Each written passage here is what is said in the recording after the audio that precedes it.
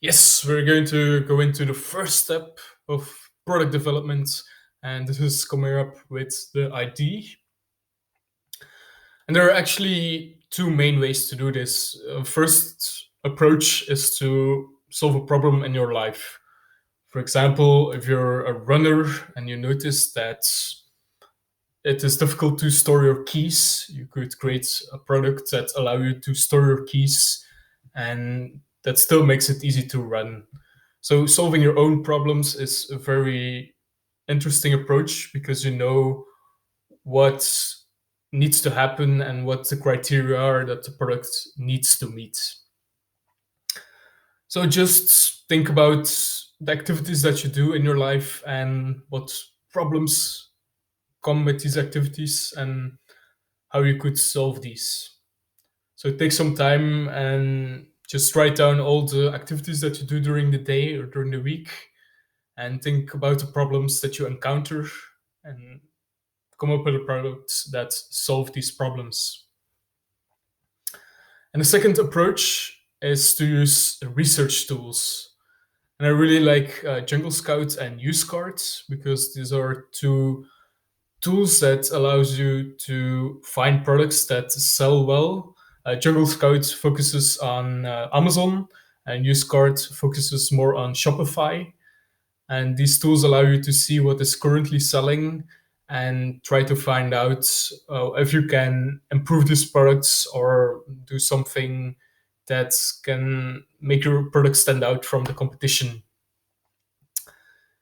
When you do your research, you should consider how big the market is. For example, if you make a product that is very, very focused, it can be good because you know how to contact these people.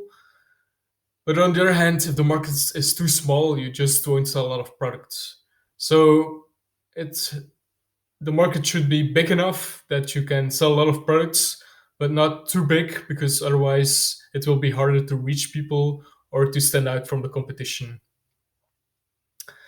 And you should also, when you do your product research, look into the market. So, what is currently available and see if there is a lot of competition for the product that you want to offer or not. Because often I hear people say that they have a new product, but when they look on Amazon or on Shopify, there are like hundreds and or even thousands of the same product. So really do your research and see if there's a blue ocean, so if there's a lot of competition or not.